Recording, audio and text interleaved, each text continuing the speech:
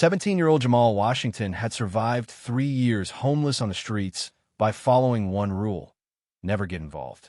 But on a rainy October night, crouched behind a dumpster in a downtown alley, he witnessed two men in expensive suits tampering with a police radio, uploading something that would compromise every cop in the city. When Officer Clara Hayes walked into view, unaware she was seconds from death, Jamal did something that broke every rule that kept him alive. He grabbed a cop, covered her mouth, and whispered 3 words that would expose a conspiracy of murder, child trafficking, and corruption reaching the highest levels of power. Don't talk. Just before we get back to it, I'd love to know where you're watching from today, and if you're enjoying these stories, make sure you're subscribed. The rain came down hard that evening, turning the streets of downtown into rivers of black water that reflected the neon lights above. People hurried past with their umbrellas up and heads down. Nobody wanted to linger in weather like this. Nobody except those who had nowhere else to go. Jamal Washington pressed himself deeper into the alcove behind the dumpster, watching the steady stream of legs rush past the mouth of the alley. His stomach had been empty for 2 days now, and the Chinese restaurant that backed onto this particular alley usually threw out their leftovers around this time. He just had to wait for the kitchen staff to make their dump run. Then he could eat.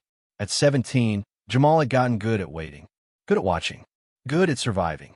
He pulled the thin jacket tighter around his shoulders, though it did little against the October cold that seeped through every layer he wore. 3 years on the streets had taught him that comfort was a luxury he couldn't afford to think about. Stay alert, stay alive, that was the only rule that mattered. The rain drummed against the fire escape above, creating a curtain of water that partially obscured his view of the street. Through the downpour, he could see the warm glow of the shops across the way. The bookstore where he sometimes went to get warm until they kicked him out, the coffee shop that would give him day-old pastries if the right manager was working, the electronics store with TVs in the window that showed him glimpses of a world he no longer belonged to. He'd had a different life once. A small apartment with his mother, school, friends, plans for the future. But that was before everything fell apart. Before his mother started asking the wrong questions at the clinic where she worked. Before she disappeared one night and never came home. Before child services tried to put him in a home where the older kids made it clear what happened to kids like him. Kids who were too small, too young, too vulnerable. The streets were dangerous, but at least out here he could run. At least out here he had a chance. A movement at the far end of the alley caught his attention. 2 men had entered from the other side, their silhouettes barely visible through the rain. Jamal pressed himself flatter against the wall, becoming invisible in the shadows. This was his territory, and he knew every inch of it. Every loose brick, every rusted ladder, every place to hide. The men moved with purpose, but something about them felt wrong. Jamal had seen plenty of deals go down in alleys like this. Drugs, weapons, stolen goods. He knew how dealers moved, how they carried themselves. These men were different. Too clean, too precise. Their shoes clicked against the wet pavement with military rhythm. They stopped about 30 feet from where Jamal hid, standing under a broken streetlight that flickered intermittently. In the brief moments of illumination, he could make out details. Both white mid-30s. The taller one had close-cropped hair and a scar across his left eyebrow. The shorter one wore glasses that caught the light when he turned his head. "You have it?" the tall one asked, his voice carrying a slight accent Jamal couldn't place. "Of course." The one with glasses reached into his coat, pulling out something small. In the flickering light, Jamal saw it was a flash drive, but not like any he'd seen before. This one had some kind of digital display on its surface, numbers scrolling across it. "And this will give us access to everything. Every patrol route, every officer's schedule, every radio frequency. The encryption took months to crack, but it's all here." The tall man took the drive, examining it closely. Then he pulled something from his own pocket, a police radio. Jamal's blood went cold. These weren't cops, he was sure of that. So why did they have police equipment? He watched as the man with glasses took the radio and did something to it, opening a panel on the side that Jamal hadn't even known existed. The flash drive went in, and for a moment the radio's display lit up with strange symbols before returning to normal. "How long until it uploads?" It's already done. Every radio on this frequency is now compromised. We'll hear everything they hear, know everything they know. Good. And if anyone suspects, they won't. The virus is undetectable unless you know exactly what to look for. Footsteps echoed from the street into the alley. Both men tensed, hands moving to their waists where Jamal knew weapons were hidden. A figure appeared through the rain, a police officer making her rounds. Officer Clara Hayes walked with the confidence of someone who belonged on these streets, her hand resting casually on her service weapon. She was young, maybe late 20s, with sharp eyes that swept the alley as she entered. Her blonde hair was pulled back in a tight bun under her cap, rain droplets beating on the brim. "Evening, gentlemen," she called out, her voice carrying authority despite her small frame. "Everything all right here?" The two men exchanged a quick glance. The tall one smiled, but it didn't reach his eyes. "Just getting out of the rain, officer. My friend here was showing me a shortcut to the subway." Clara took a few steps closer, and Jamal could see her eyes narrow slightly. She'd been a cop long enough to know when something felt off. "The subway's 3 blocks that way," she said, pointing back toward the street. "This alley's a dead end." "Is it?" The man with glasses stepped forward, his demeanor suddenly changing. Where before he'd seemed nervous, now he moved with predatory grace. "How embarrassing. We must have gotten turned around." "Happens to everyone in this weather," Clara said, but her hand had shifted, now closer to her weapon. "Why don't you gentlemen head back to the street? I'll point you in the right direction." The tall man moved slightly, positioning himself to Clara's left. It was subtle, but Jamal recognized the tactic. They were trying to flank her. His heart pounded as he realized what was about to happen. They couldn't let her go, not after what she'd seen. They'd have to silence her. From his hiding spot, Jamal could see what Clara couldn't. The man with glasses reaching slowly into his coat, his fingers wrapping around something metallic. A knife, maybe, or a silenced pistol. Either way, she had seconds at most. Jamal's mind raced. He should stay hidden. Getting involved would only put him in danger. These men were professionals, dangerous in ways that street thugs weren't. And Clara was a cop, the same system that had failed his mother, that had tried to lock him away. Why should he care what happened to her? But then he saw something in Clara's stance, in the way she held herself. She wasn't like the cops who'd hassled him for sleeping in doorways or chased him from warm buildings. There was something genuine about her, something that reminded him of his mother, that same desire to help, to protect. The man with glasses made his move, his hand coming out of his coat fast. Without thinking, Jamal burst from his hiding place, his worn sneakers slapping against the wet pavement as he ran. Both men turned toward the sound, momentarily distracted. "Officer, watch out!" Jamal should have yelled, but something made him act instead. He crashed into Clara from the side, his hand going over her mouth as they tumbled toward the wall. Her training kicked in immediately. Her elbow drove back in his ribs, her free hand going for her weapon. "Don't talk," he whispered urgently in her ear, his voice desperate. "Just listen, please." Clara's body was tense, ready to throw him off and arrest him, but something in his tone made her pause. Her eyes, wide with adrenaline, met his, and she saw the terror there. This wasn't an attack. This was a warning. The two men had recovered from their surprise, moving toward them now. The tall one's hand was inside his jacket, and the other had produced a tactical knife that gleamed in the flickering light. "Let her go, kid," the tall one said, his accent more pronounced now. "This doesn't concern you." Jamal kept his grip on Clara, pulling her back toward the shadows. "Your radio," he whispered, so quiet she almost couldn't hear. "They did something to your radio." Clara's hand went instinctively to the device on her belt, and that's when she heard it, a faint clicking, almost like static but rhythmic, deliberate, like it was transmitting. Her entire body went rigid with understanding. These men weren't just criminals. They were something worse. And this homeless kid had just saved her life. "Smart boy," the man with glasses said, taking another step forward. "But not smart enough. Officer Hayes, we really need you to come with us." Quietly. They knew her name. Clara's blood went cold. This wasn't random. They'd been waiting for her. "Run," she whispered to Jamal, her hand finding her weapon. When I move, you run. But Jamal didn't let go.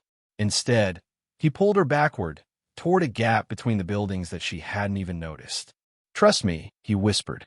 I know these alleys better than anyone.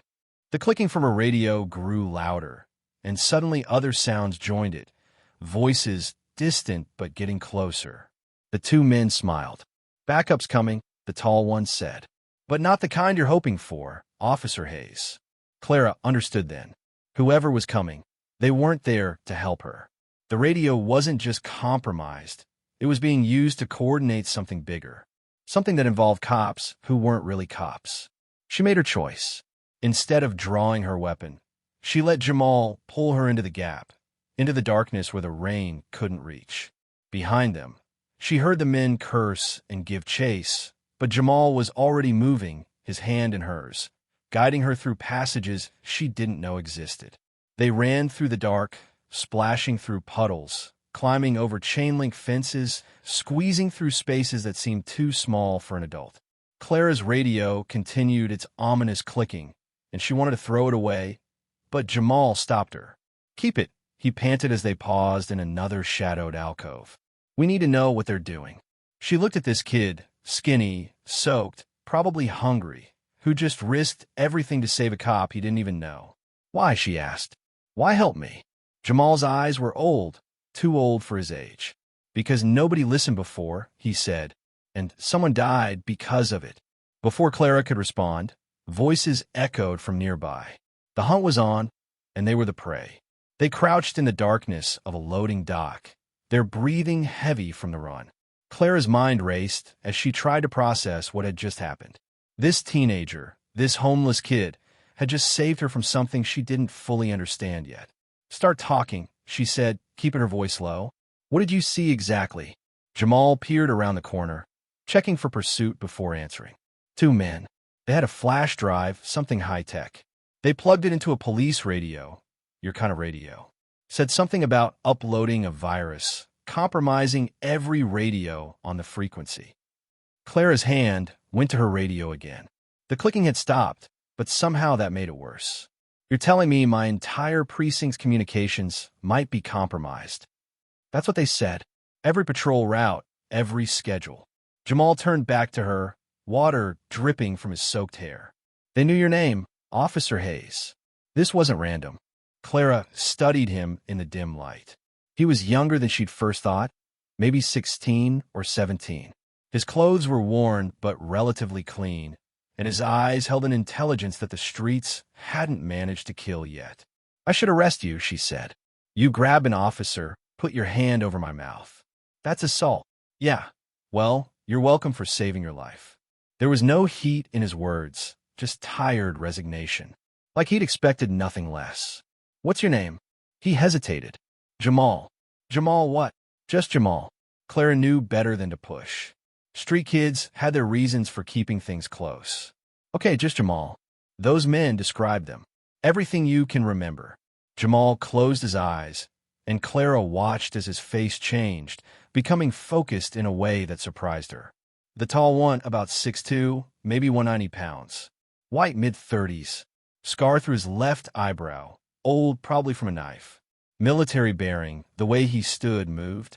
Had an accent, Eastern European maybe. Serbian or Croatian, something like that. Clara pulled out her notepad, writing quickly despite the rain. Go on. The shorter one, maybe 5'10", 160. Glasses wire-rimmed. Also white, same age range. Nervous tick. He kept adjusting his glasses when he talked. Soft hands, no calluses. Tech guy, not a fighter. But he had a knife, tactical, probably ceramic from the way it looked. You saw all that in the dark. Jamal shrugged.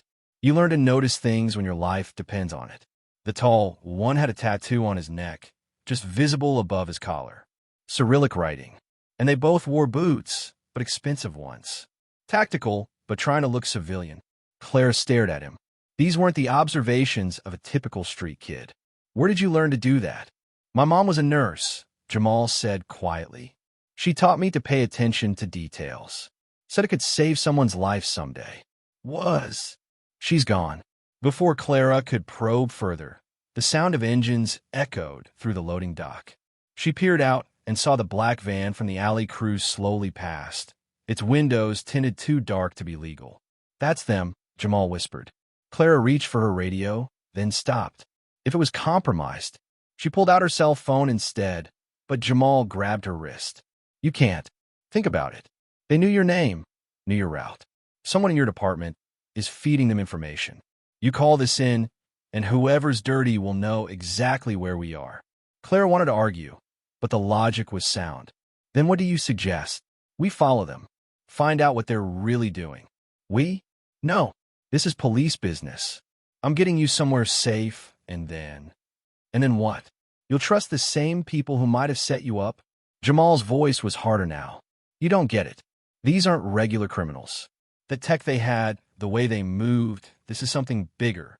Clara studied him again. There was something he wasn't telling her, something personal about this. "Why do you care? Why risk your neck for a cop?" Jamal looked away. "I told you. Someone died because nobody listened. Your mother." He nodded slowly. She was a whistleblower, tried to expose something at the clinic where she worked. Files were going missing, patient records being altered. She went to the police, but nothing happened. Then one night, she just disappeared.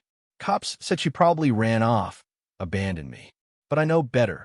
Clara felt something shift in her chest. She'd become a cop because of her own loss. Her younger brother, killed in a gang shooting when he was just 15. She'd wanted to make a difference, to protect kids like him. Kids like Jamal. The van had stopped at the end of the block. Clara made a decision that went against every protocol she'd been trained to follow. "Okay," she said. "We follow them. But we do this my way. You stay behind me, you do exactly what I say, and if things go bad, you run." "Understood," Jamal nodded, but she could see in his eyes that he had no intention of running. They moved through the rain-soaked streets, keeping to the shadows. The van led them deeper into the warehouse district, where the streetlights were fewer and the buildings stood like dark monuments to the city's industrial past. Clara's radio crackled occasionally, bursts of static that might have been communication or might have been the virus doing its work. "There," Jamal pointed. The van had pulled into a warehouse, its loading door sliding shut behind it. Clara checked her weapon, then looked at Jamal. "You should go. This is where it gets dangerous." "I've been living on these streets for 3 years," he said. "I know dangerous." She wanted to argue, but there wasn't time. And truthfully, she needed him. He knew this area, knew how to move unseen. And right now, she couldn't trust anyone else. They circled the building, finding a fire escape that led to a row of broken windows on the second floor. Jamal went first, moving with the fluid grace of someone who'd done this many times before.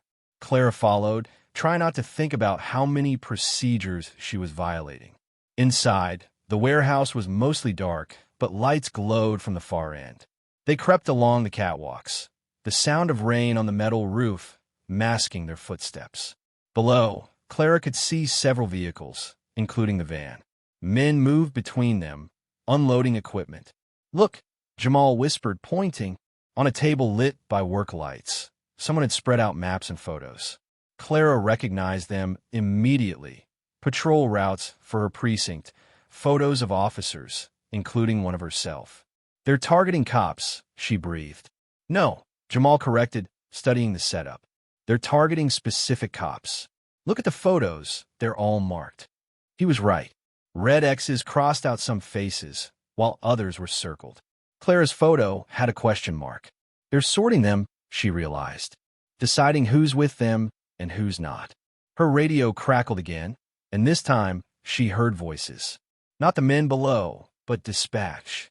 Standard chatter, but now she wondered if someone else was listening too, cataloging every response, every location. One of the men below pulled out a phone. Even from their distance, Clara could hear his side of the conversation. "Yes, sir. The virus is uploaded." "No, he's got away, but it doesn't matter." "Yes, the captain is expecting our report. Tomorrow night, as planned." Clara's blood went cold. The captain. Her captain was involved in this. Jamal must have seen her face change. "You know who he's talking about?" She nodded, unable to speak. Captain Morrison had been her mentor, The one who'd encouraged her when other officers dismissed her as too soft, too idealistic. He'd been like a father to her after her brother died. "We need to get out of here," Jamal said urgently. "Get evidence, then figure out who we can trust." But as they turned to leave, a hand fell on Jamal's shoulder. They'd been so focused on the scene below, they hadn't heard someone climb up behind them. Well, a voice said. "What do we have here?" Clara spun, her hand going to her weapon, but stopped when she saw who it was. Officer Danny Brooks, from her precinct. Relief flooded through her. "Danny, thank God. We need to..." "To what, Hayes?" Brooks's smile was cold. "Cause more problems? Can't have that." The betrayal hit her like a physical blow. Brooks had been her partner for 6 months. They'd shared meals, talked about their families, backed each other up on dangerous calls. "You're one of them." "One of them?" Brooks laughed. "Clara, we are them. The whole department, or at least the one smart enough to see which way the wind's blowing." Jamal tensed beside her, ready to run or fight. Clara's mind raced, calculating odds. Brooks hadn't drawn his weapon yet, which meant he wanted them alive. "For now." "Why?" she asked, buying time. "Why?" Brooks shook his head. "Look around you, Hayes. We risk our lives every day for what? Mediocre pay, no respect, and a city that hates us? The captain showed us a better way. Protection for those who pay, elimination of those who don't. Real power, real money. That's not what we swore an oath to do." "Our oath." Brooks stepped closer. "Our oath was to protect and serve. Well, now we protect those worth protecting and serve our own interests. You could have been part of it, Clara. The captain wanted to bring you in, but you're too much of a Girl Scout." From below, voices called up. "They've been spotted." "Time's up," Brooks said, finally reaching for his weapon. "Let's go. Both of you." But Jamal had been waiting for this moment. He grabbed a rusted pipe from the catwalk and swung it at the overhead light. The bulb shattered, plunging them into darkness. Clara heard Brooks curse, heard his weapon clear its holster. "Run," she shouted, grabbing Jamal and pulling him toward the windows. Brooks's shot went wide, the sound deafening in the enclosed space. They crashed through the broken window onto the fire escape, rain immediately soaking them again. More shouts from below, men pouring out of the warehouse. They ran through the industrial maze, feet splashing through puddles, hearts pounding. Behind them, engines roared to life. The hunt was on. This way, Jamal yanked her into an alley so narrow they had to turn sideways. At the other end, he lifted a camouflage piece of plywood, revealing a hole in the fence. They squeezed through just as headlights swept the alley entrance. On the other side was a homeless encampment under an overpass. People looked up as they ran past, but nobody said anything. These were Jamal's people, and they knew better than to get involved. Finally, they stopped in an abandoned subway entrance, both gasping for breath. Clara's radio was crackling constantly now, voices she recognized coordinating a search. "For her. They're saying you went rogue," Jamal said, listening. "That you attacked a fellow officer, that you're unstable." Clara laughed bitterly. "Of course they are. Control the narrative, control the response." She looked at this kid who'd saved her life twice now in one night. "I am sorry. You're in this now because of me." "No," Jamal said firmly. "I'm in this because it's the right thing. Because maybe this time, someone will listen." Clara pulled out her phone, scrolling through her contacts. Who could she trust? Who wasn't compromised? The captain had been her rock, and if he was dirty, then who else was? "There's one person," she said finally. "Detective Rivera from Internal Affairs. Everyone hates IA, which means they probably didn't bother trying to turn her." "You sure?" "No, but we need help, and we need it fast." As she dialed, Jamal kept watch. The rain was letting up, but the danger was just beginning. They had no evidence except their word, and right now, the entire police force was looking for them. "Rivera," the voice answered. "Maria, it's Clara Hayes. I need help, and I need you to listen very carefully." There was a pause. "Clara, there's a bolo out on you. They're saying you. I know what they're saying. It's all lies." "Maria, the department is compromised. The captain, Brooks, maybe more. They're working with someone planning something big." Another pause, longer. "Where are you?" Clara hesitated. This was the moment of truth. Either Rivera was clean, or they were about to walk into a trap. Jamal touched her arm. "Trust someone," he said quietly. "We can't do this alone." Clara gave Rivera their location. "Come alone, please." After she hung up, they waited in tense silence. The rain had stopped completely now, leaving only the drip of water from the rusted ceiling above. Clara's radio had gone quiet, which somehow felt more ominous than the chatter. "Thank you," she said suddenly, "for warning me, for staying. You didn't have to do any of this." Jamal shrugged, but she could see the emotion in his eyes. "Nobody helped my mom. Maybe if someone had been brave enough to listen, to act." He trailed off. "We'll stop them," Clara promised. "Whatever they're planning, we'll stop them." "It's tomorrow night," Jamal said. "Whatever the big plan is." That's what the man said on the phone. Clara nodded. 24 hours to figure out who they could trust, what was being planned, and how to stop it, all while being hunted by the very people who were supposed to be the good guys. A car pulled up outside, its engine idling. Clara drew her weapon, pushing Jamal behind her.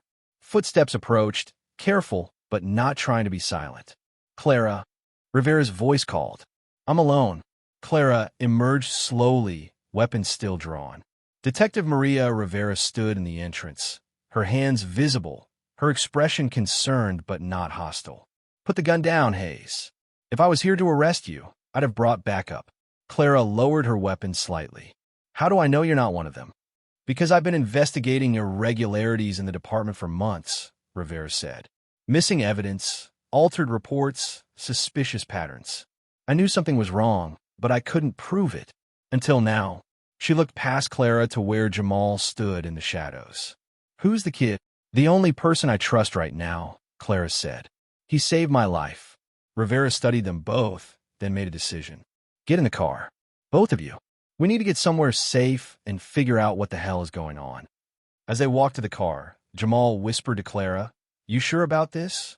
Clara looked at the teenager who'd risked everything for a stranger, who carried the weight of his mother's death, and still chose to help. Then she looked at Rivera, who'd come alone despite the risk. "No," she admitted, "but sometimes you have to take a leap of faith."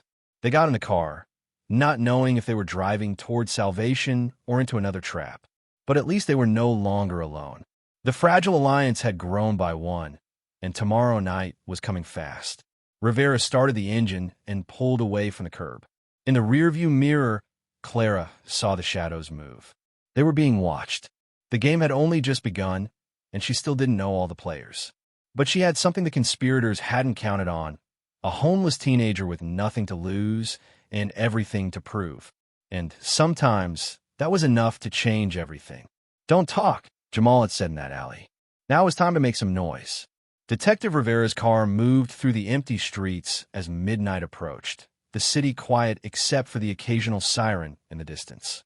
Clara sat in the front seat, her compromised radio silent on her belt, while Jamal watched the streets from the back, cataloging every turn, every landmark, always planning an escape route.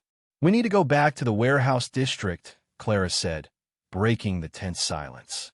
"There's evidence there. Maps, photos, plans."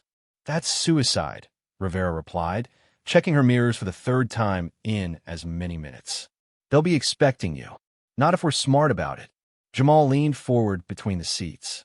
"There's more than one warehouse down there. They can't watch them all." Rivera glanced at him in the mirror. "How does a kid know so much about the warehouse district?" "It's where people go when they don't want to be found," Jamal said simply. "The homeless, runaways, people hiding from something. I've spent enough nights there to know every building, every entrance." Clara turned to look at him. "You can get us in without being seen?" "Maybe, but we need to know what we're looking for first." Rivera pulled into an underground parking garage, the fluorescent lights harsh after the darkness outside. "Before we do anything, I need to show you both something." She led them to a service elevator, using a key card Clara didn't recognize. They descended to a sub-basement level that wasn't supposed to exist according to any building plans Clara had seen. "What is this place?" Clara asked as they emerged into a small, windowless room filled with file boxes and computer equipment. "My insurance policy," Rivera said. 6 months ago, I started noticing things. Evidence going missing, case files being altered, witnesses suddenly changing their stories. Every time I tried to investigate through official channels, I hit walls. So I started keeping copies of everything here. She pulled out a box marked with the previous month's date. Look at this. Inside were photos, reports, financial documents. Clara recognized some of the faces, officers from various precincts, including her own. But there were others too. Business owners, city officials, even a judge. It's not just the police, Rivera explained. It's a whole network. Protection rackets, drug trafficking, human smuggling. They've built an entire shadow system within the legitimate one. Jamal picked up a photo, his face going pale. I know her. Clara and Rivera looked at the image. It showed a middle-aged black woman in medical scrubs. That's Dr. Patricia Williams, Rivera said.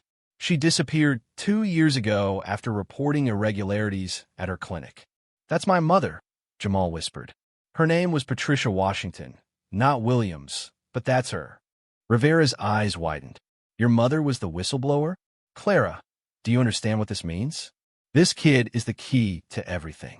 His mother had evidence, real evidence. That's why they made her disappear. Clara put her hand on Jamal's shoulder, feeling him tremble slightly. Did she ever tell you where she kept her files? She was paranoid near the end, Jamal said, his voice thick with emotion. Said she had insurance, something hidden where only I would know to look. But she disappeared before she could tell me where. Think, Rivera urged. Any place special to both of you? Somewhere she might have felt was safe. Jamal closed his eyes, remembering. There was this old warehouse where we used to go when I was younger. She'd take me there to watch the sunset from the roof. Said it was our secret place where we could see the whole city, but the city couldn't see us.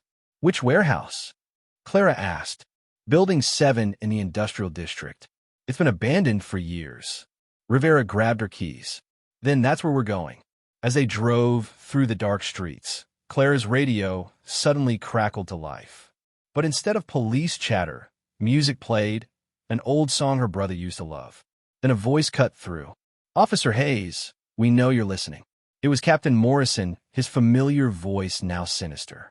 You've involved civilians in police business. That's unfortunate. Turn yourself in, and we'll ensure the boy isn't hurt. Clara reached for the radio to respond, but Jamal stopped her. Don't. They're tracking it somehow. Smart kid. Morrison's voice continued, as if he could hear them. His mother was smart too. Too smart for her own good. Jamal's hands clenched into fists. We have eyes everywhere, Clara. Every camera, every informant, every corner of this city. You can't hide forever. And when we find you, and we will find you, that boy will pay for your stubbornness. The radio went dead. Pull over, Clara said suddenly. Rivera complied, pulling into an empty lot. Clara got out, removed her radio, and threw it as hard as she could into a storm drain. No more games, she said, getting back in. We get the evidence, then we burn their whole operation down. They parked 3 blocks from Building 7, approaching on foot through the shadows.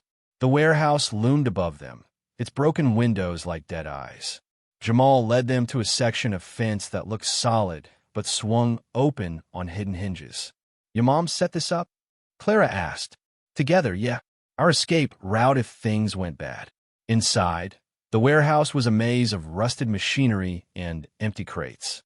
Jamal moved through it like he'd been born there, leading them to a service ladder that went up the exterior wall. She'd always check this brick, he said, running his hand along the wall at the 3rd floor. Said she was making sure it was safe, but he pushed on one brick, then another, until one shifted.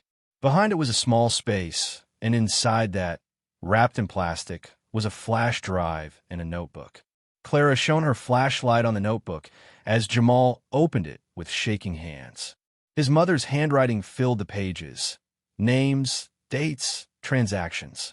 A complete record of the conspiracy's operations. She documented everything, Rivera breathed. This is enough to bring down the entire network.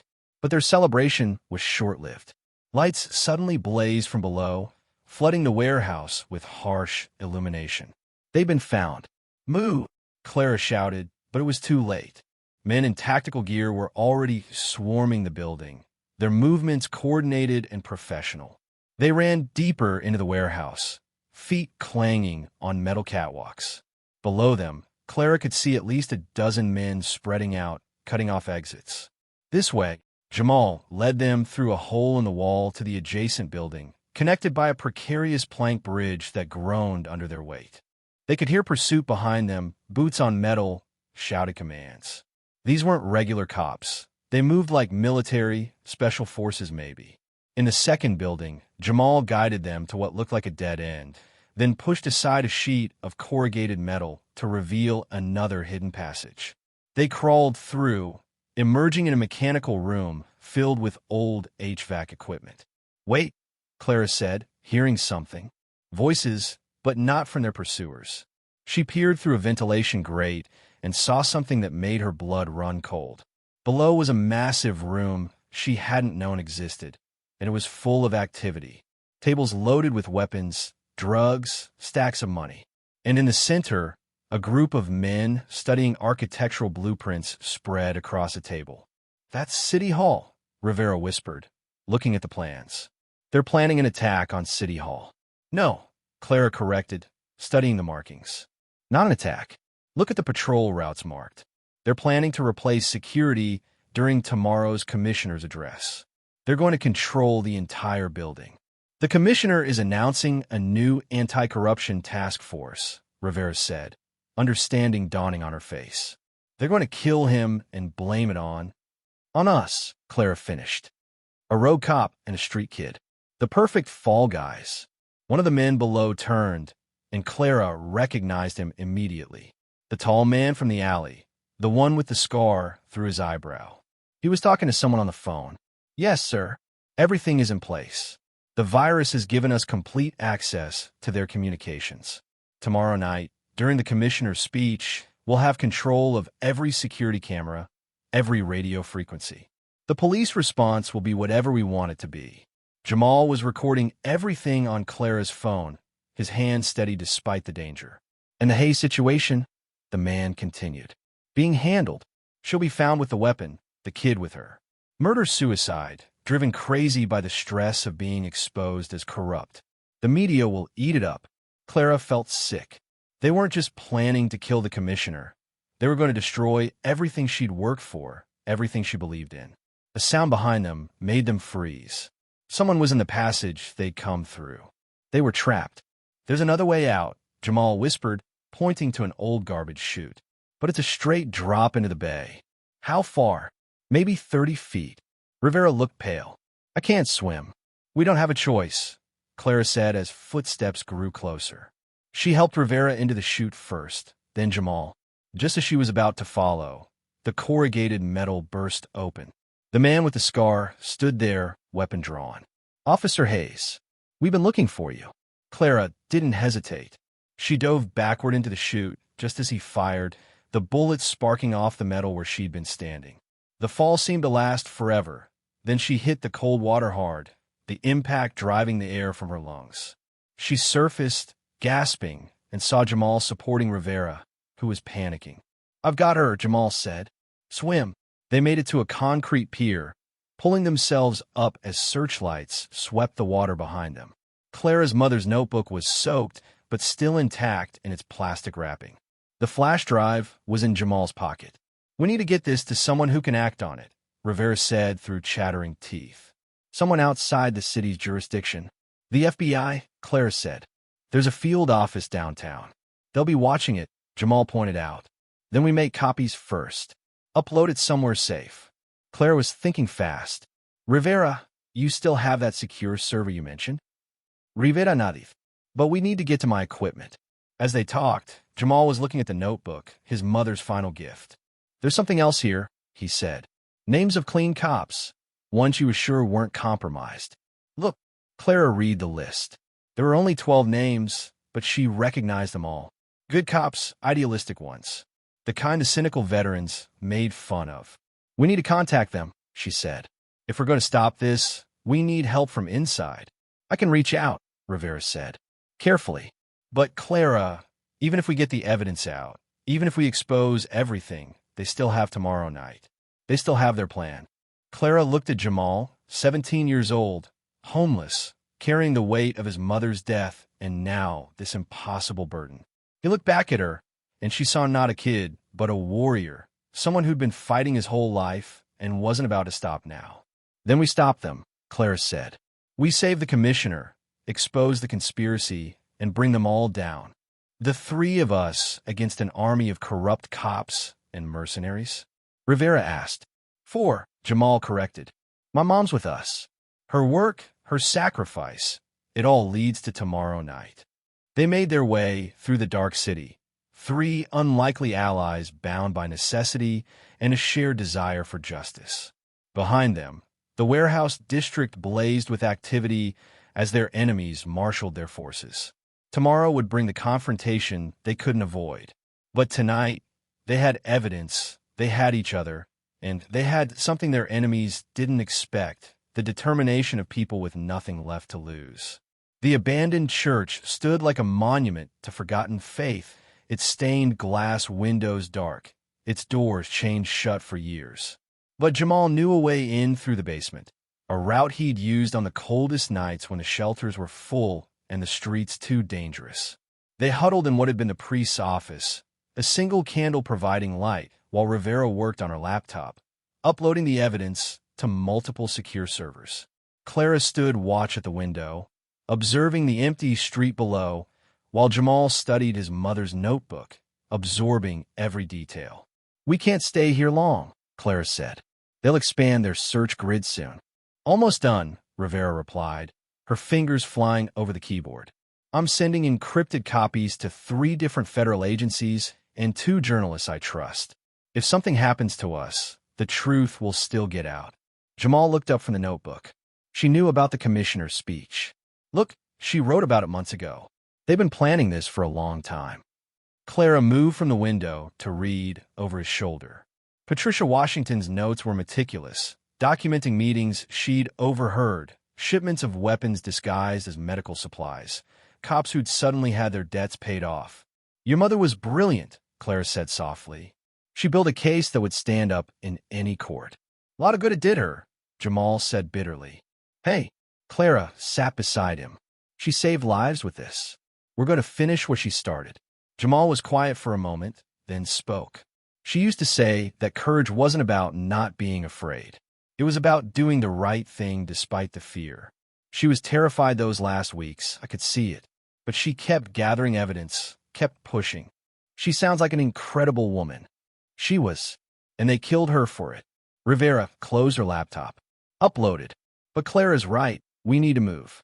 I reached out to 2 of the clean cops on the list. They'll meet us at dawn, but not here. Where? Clara asked. Riverside Park. Public enough that our friends can't just grab us, but isolated enough for a private conversation. They left the church separately, taking different routes to avoid detection. Jamal led them through a network of alleys and abandoned buildings, spaces invisible to most but familiar to those who lived on the margins. As they walked, Clara's burner phone buzzed. She bought it from a convenience store, paying cash, giving them one line of communication that wasn't compromised. Hey, she answered. Clara, thank God. It was Officer Susan Marks, one of the clean cops on Patricia Washington's list. I got Rivera's message. This is insane. The captain? Brooks? How many others? Too many. Susan, we need people we can trust. Tomorrow night. I know. The commissioner's speech. Clara, there's something else. They put out a kill order on you. Not an arrest warrant. They want you dead. And the kid with you. Clara looked at Jamal, who was helping Rivera navigate a particularly treacherous section of alley. We have evidence, Susan. Enough to bury them all. Then stay alive long enough to use it. I'll see you at dawn. They found shelter in a shipping container that Jamal had set up as an emergency hideout months ago. Inside were blankets, water bottles, some canned food. Survival supplies for someone who'd learned never to depend on tomorrow. You've got safe houses all over the city, Rivera observed.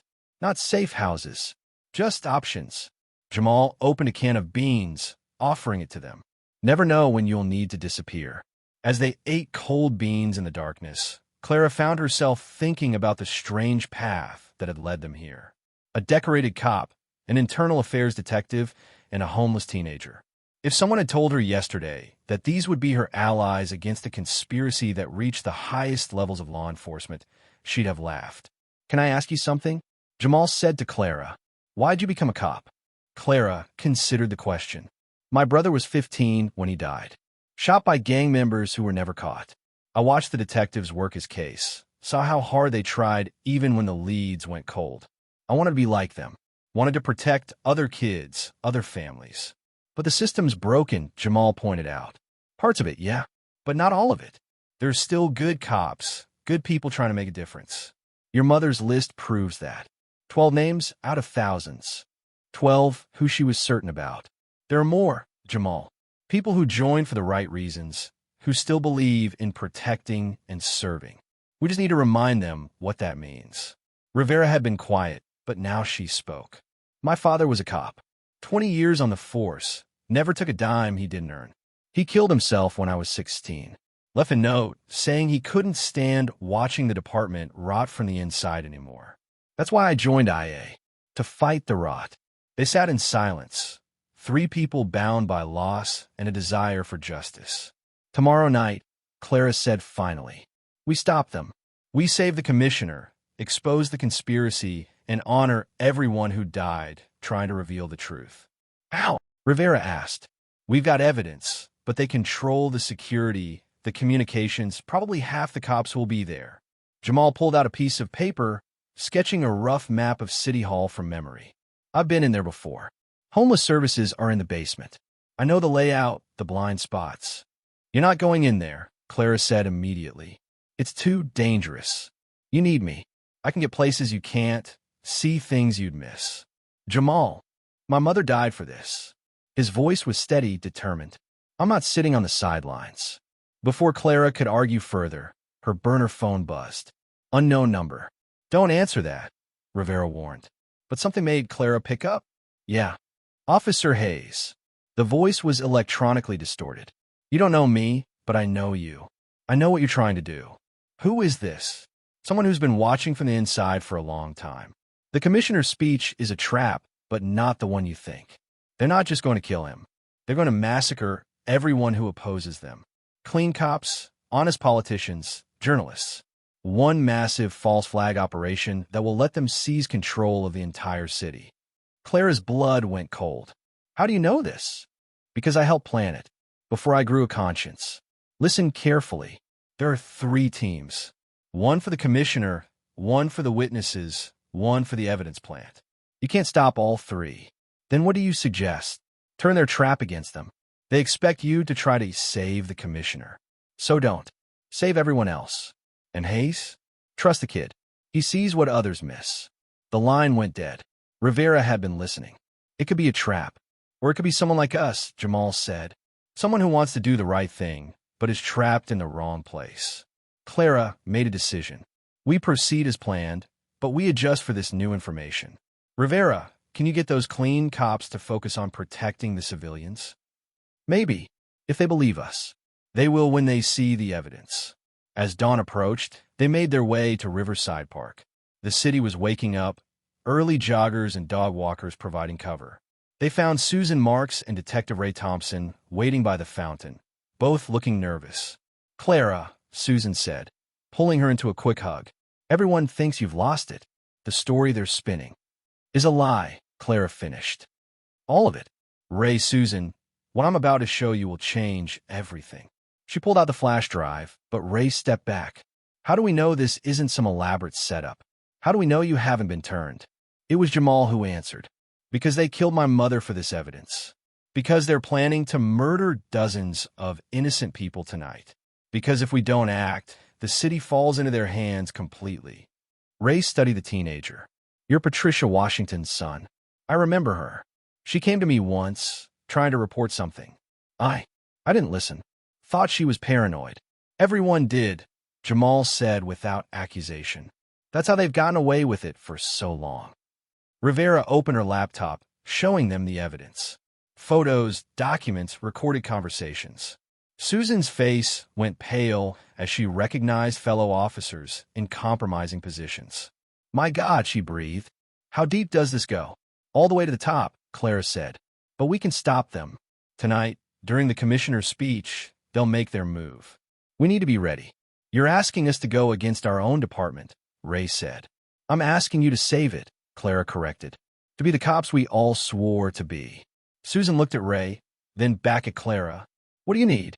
They spent the next hour planning, using Jamal's knowledge of City Hall's layout and the clean cops' access to create a counter-strategy. It was dangerous, probably suicidal, but it was their only chance. As they prepared to separate, Jamal pulled Clara aside. That person on the phone, they said to trust me. But I need you to trust me too. There's something I haven't told you. What? My mother didn't just leave evidence. She left contacts. People in the shadows who've been waiting for the right moment. If things go bad tonight, things won't go bad. But if they do, I can call in help. People who exist outside the system. People who've been preparing for this. Clara studied him.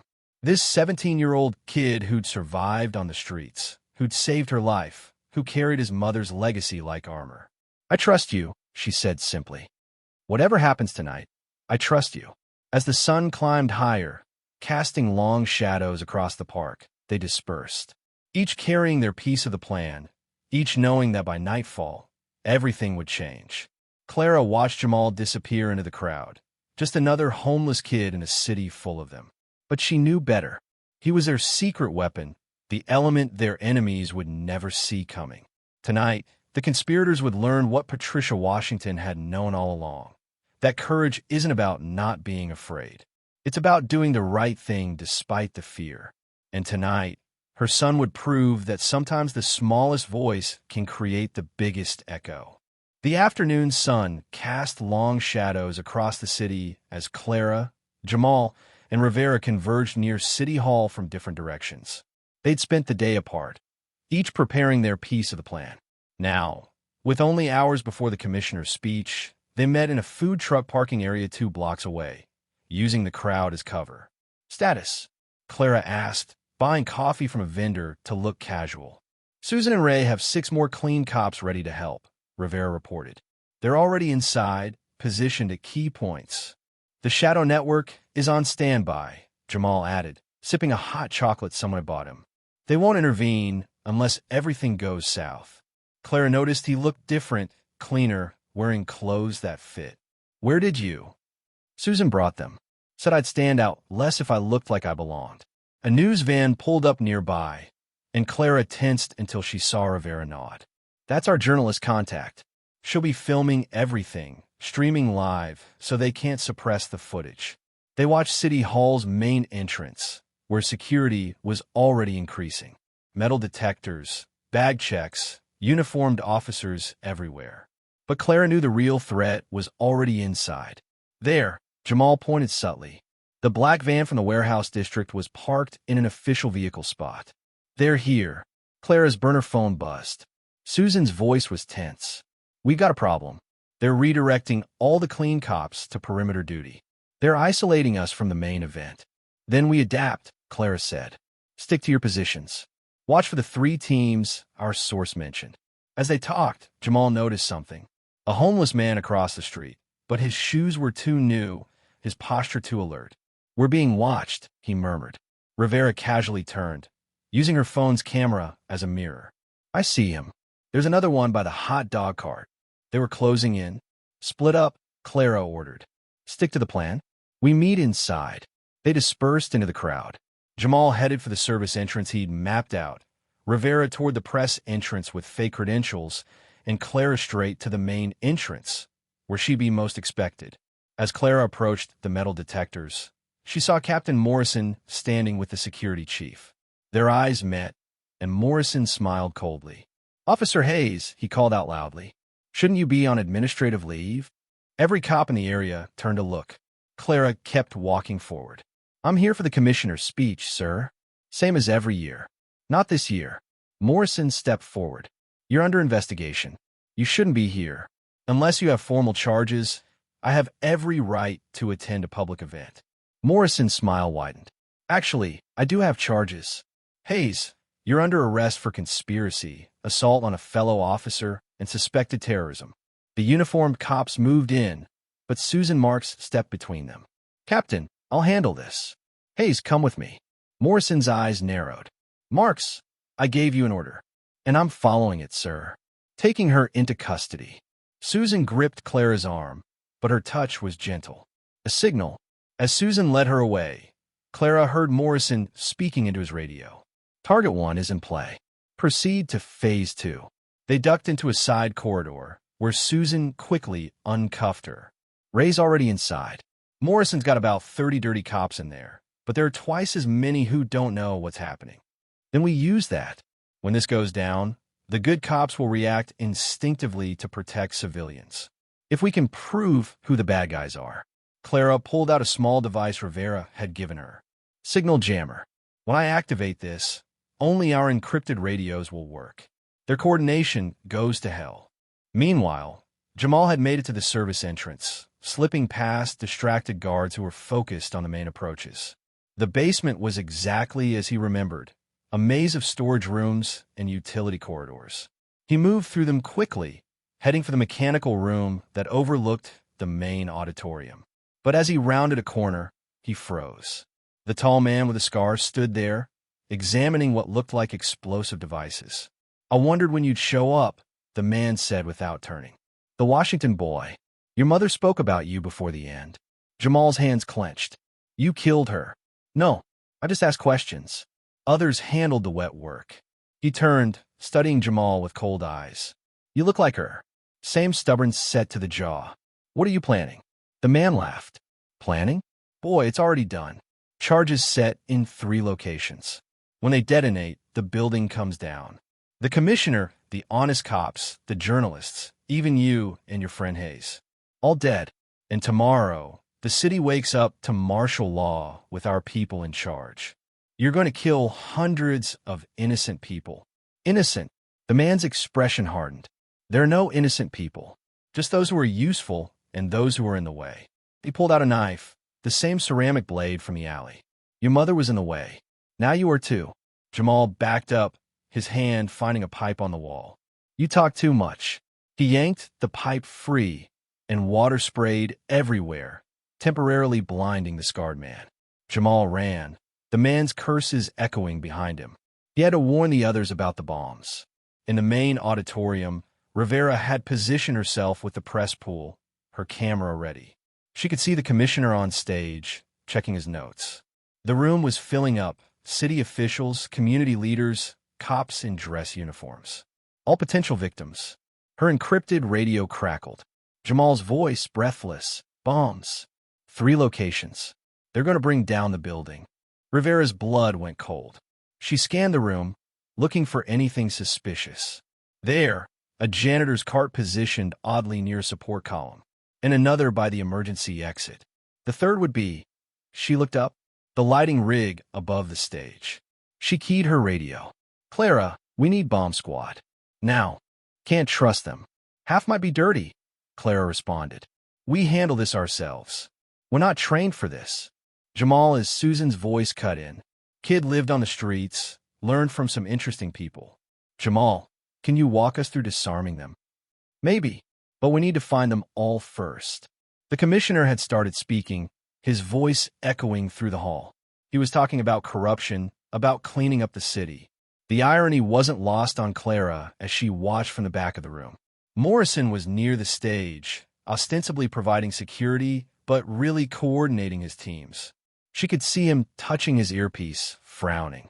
Their communications were starting to break up as she gradually increased the jammer's range. Then she saw it, the masked man from the warehouse, dressed now as a security guard, moving toward the commissioner. This was it, the assassination attempt they'd been expecting. But something was wrong. The masked man wasn't reaching for a weapon. He was reaching for a detonator.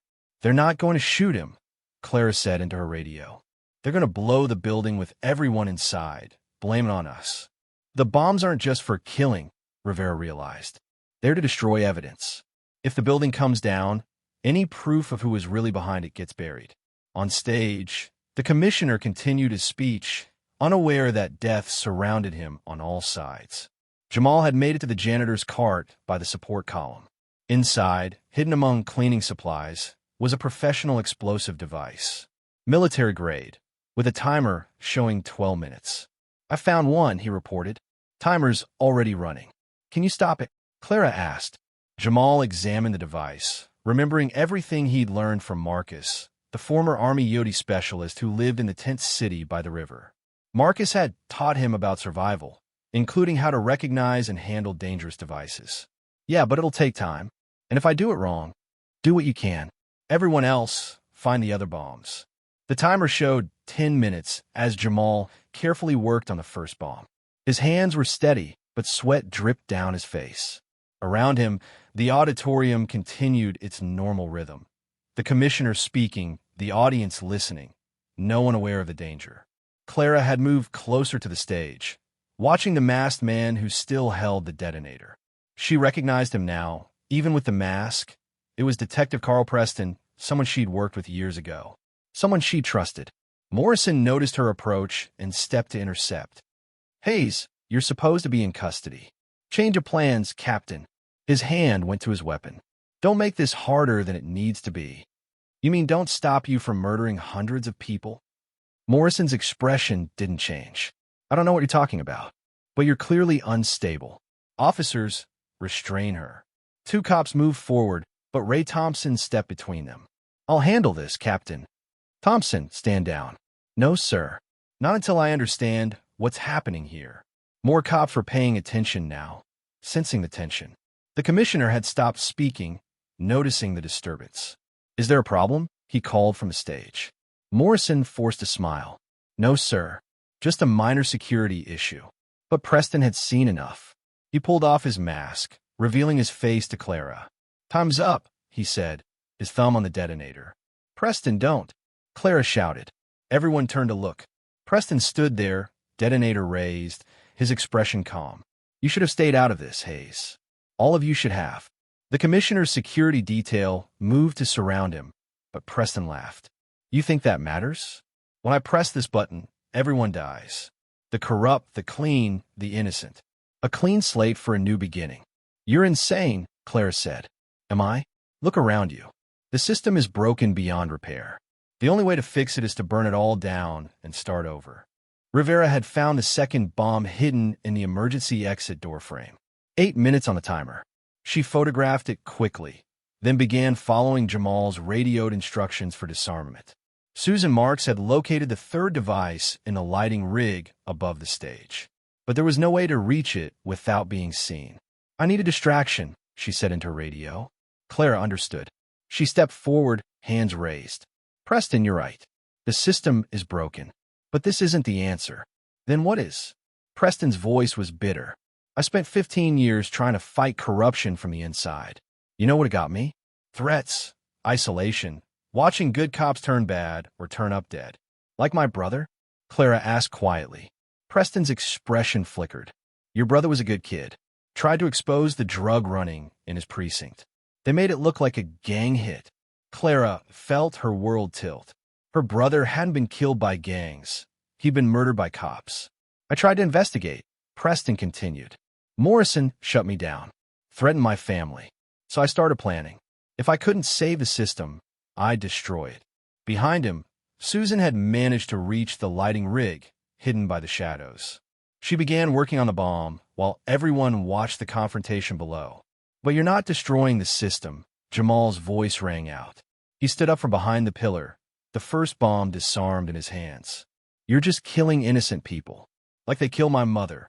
Preston turned to look at him. The Washington kid. Your mother was brave. Stupid, but brave. She was trying to help people. Same as Officer Hayes. Same as the commissioner. You're not fighting corruption. You're just another murderer. Morrison had been edging toward his own weapon, but the crowd of cops around him included both dirty and clean, and he couldn't act without exposing himself. 6 minutes, Rivera reported quietly. She was still working on the second bomb. Preston's thumb tightened on the detonator. Enough talk. Everyone dies, and from the ashes. The lights went out. In the darkness, Clara heard a struggle, a grunt of pain. Then emergency lighting kicked in. Preston was on the ground, Jamal standing over him with the detonator in his hand. Nobody dies tonight, Jamal said. But Morrison had used the darkness to draw his weapon. He fired at Jamal, the bullet catching the teenager in the shoulder, spinning him around.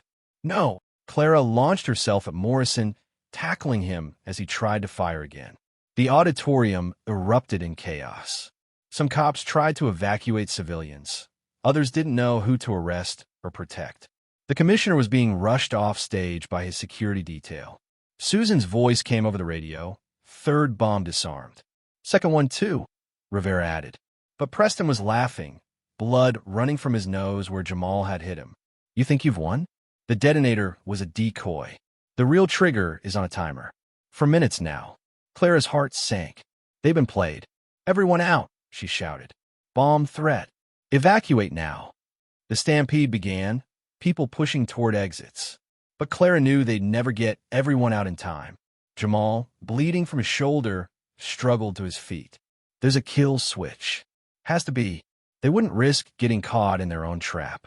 He was right. Clara looked at Morrison, who was being restrained by Ray Thompson. The captain was too calm. She searched his pockets, finding a small device. A second detonator, but this one with 2 buttons, arm and disarm. How do we know which is which?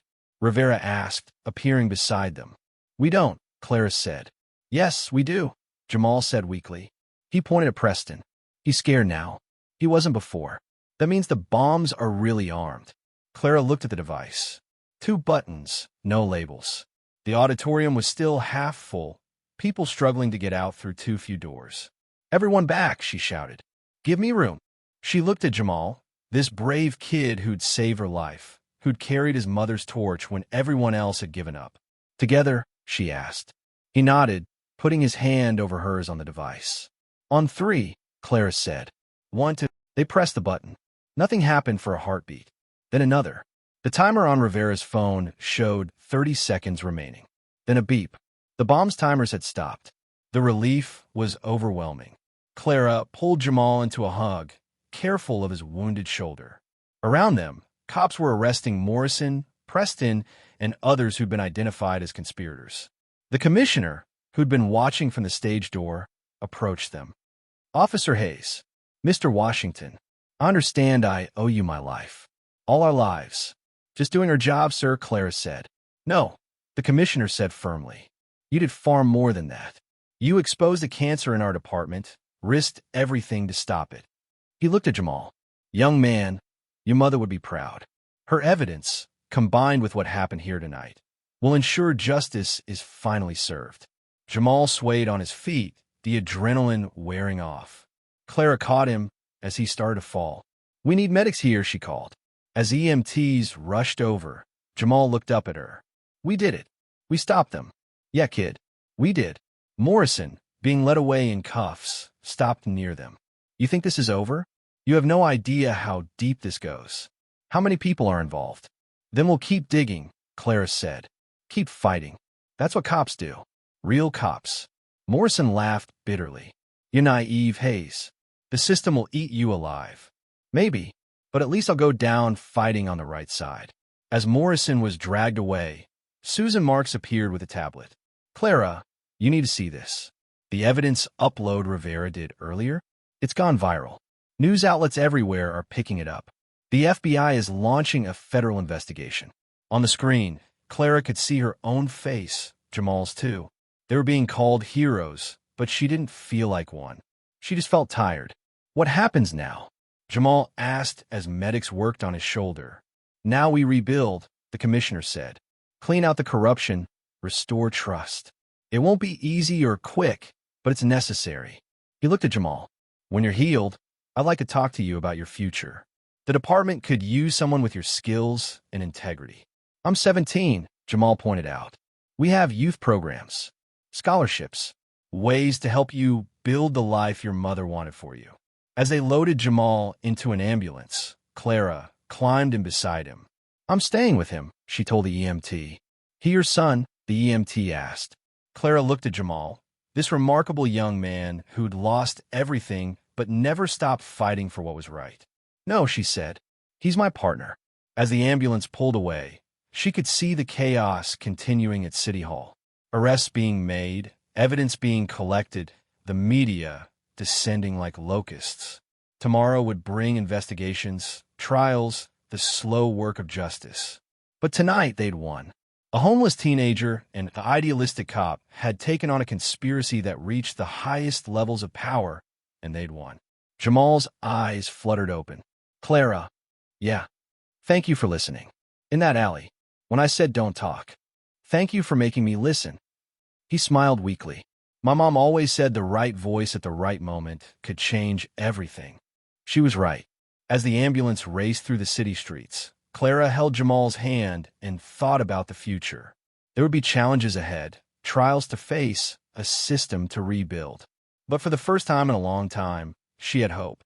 Because sometimes all it takes is one person willing to speak truth to power and another person willing to listen. The hospital room was quiet except for the steady beep of monitors. Jamal had been sleeping for most of the day following surgery on his shoulder, but Clara hadn't left his side. She'd been reading through the flood of messages on her phone. Reporters wanting interviews, federal agents requesting meetings, and surprisingly, dozens of cops expressing support. Rivera entered carrying coffee and a tablet. You need to see this.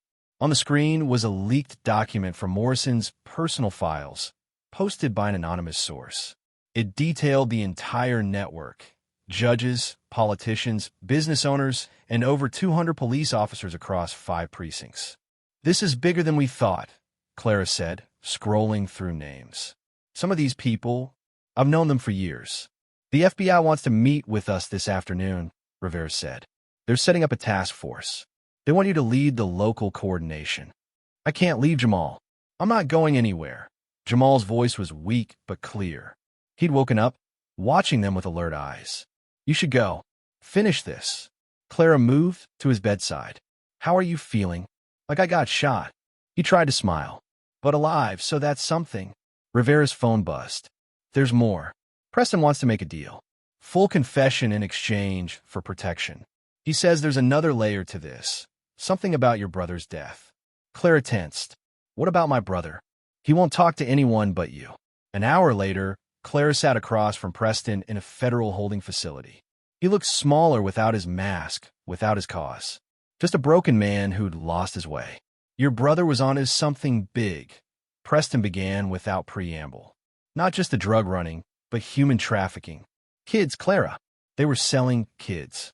Clara's hands clenched under the table. Who? Morrison ran it, but the orders came from higher up. City council, maybe even the mayor's office. Your brother had evidence, photos, recordings. They killed him for it. Where's the evidence now? Morrison probably destroyed it. But Preston hesitated. There might be copies. Your brother was smart. He had things where only someone who knew him would look. Clara's mind raced. Her brother Tommy had been meticulous, careful. If he'd hidden something, why are you telling me this now? Preston laughed bitterly. Because I'm done. Because maybe if the truth comes out about everything, all of it, then his death meant something. And mine will too. You're not dying, aren't I? You think Morrison's people will let me live to testify? I'm a dead man walking haze. But at least I can choose what my death means. Back at the hospital, Clara found Jamal sitting up, talking to someone she didn't recognize. A tall black woman in her 50s, wearing an expensive suit.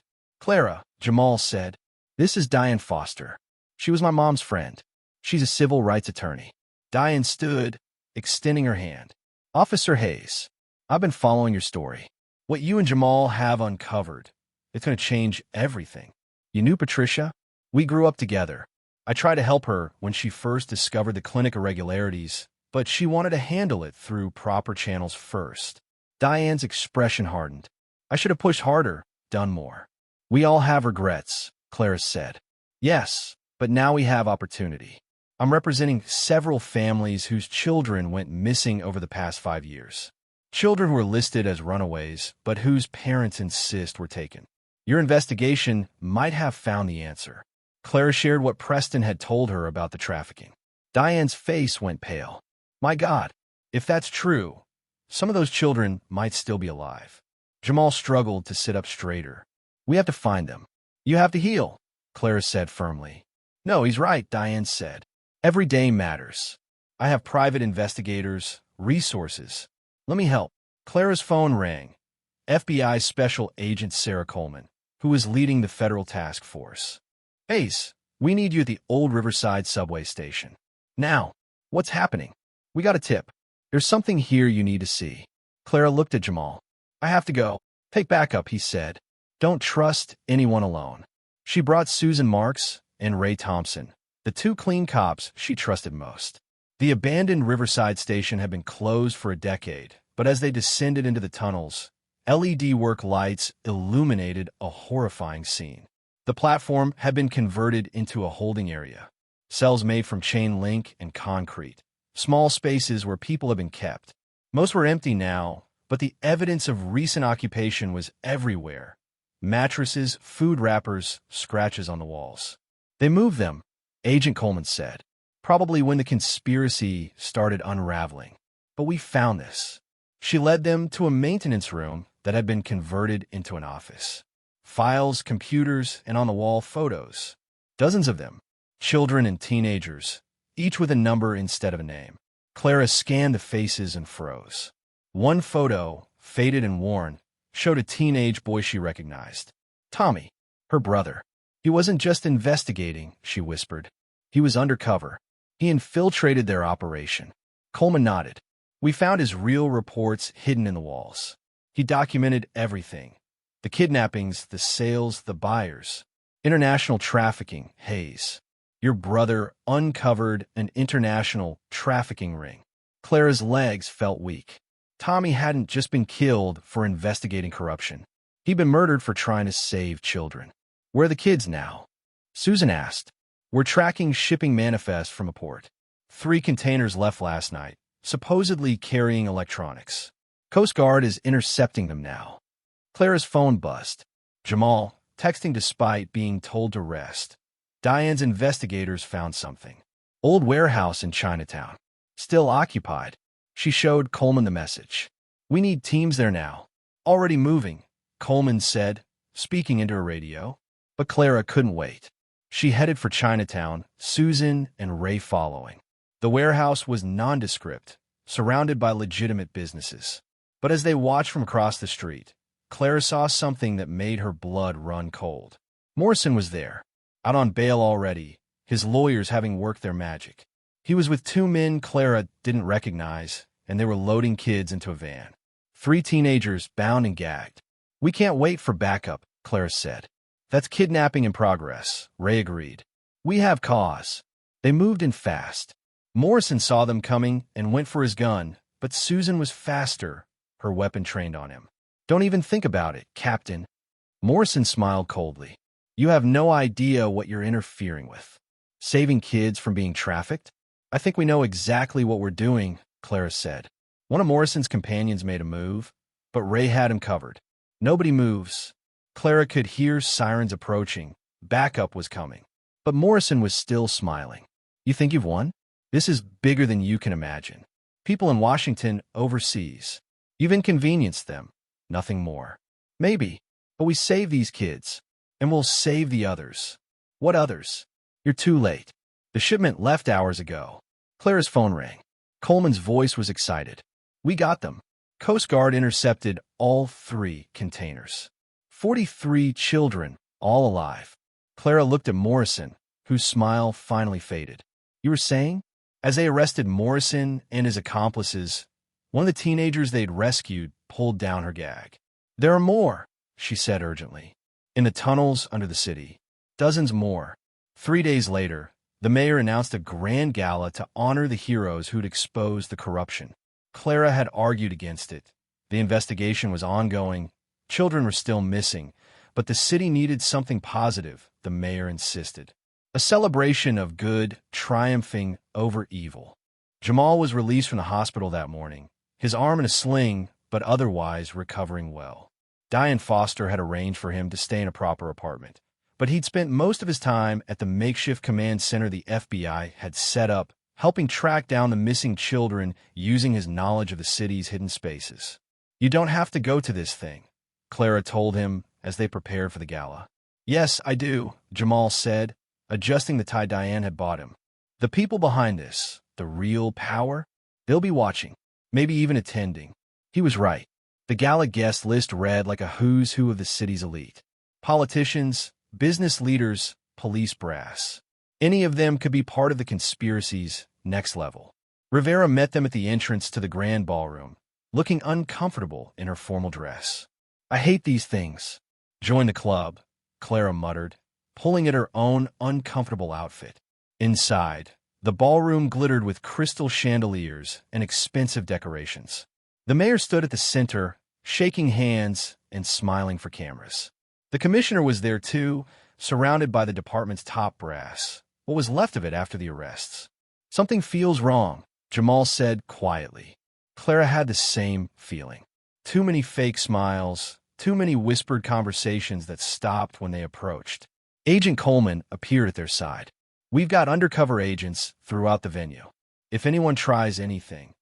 "It's not about trying something obvious," Jamal said. "Look at them.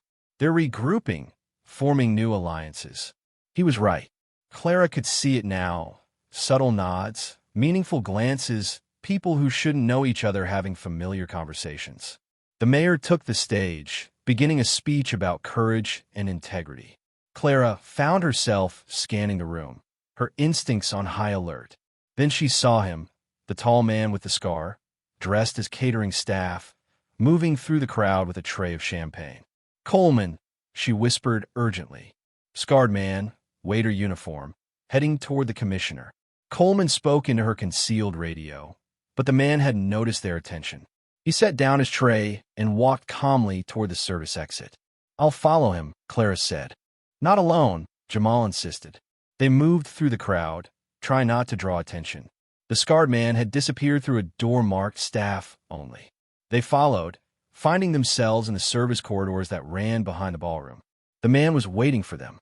"Officer Hayes." "Mr. Washington, I wonder if you'd notice me." "You're under arrest," Clara said, reaching for her weapon. "For what?" "Serving drinks." He smiled. "You still don't understand. Morrison was middle management. Preston was a useful idiot. The real power remains untouched." "Then help us touch it," Jamal said suddenly. "You were military, right?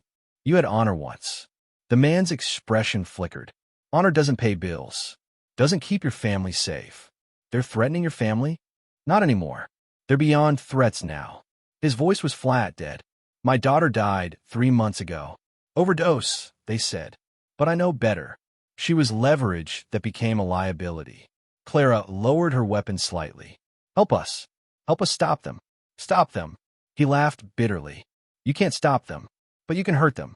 He pulled out an envelope. Swiss accounts, shell companies, the whole financial network. Morrison was sloppy, kept records. "Why give this to us?" "Because you're naive enough to use it. Because maybe it'll mean something." He started to walk away, then paused. "Check the mayor's office. Tonight, while everyone's distracted here." Before they could respond, he was gone, vanishing into the service tunnels with practiced ease.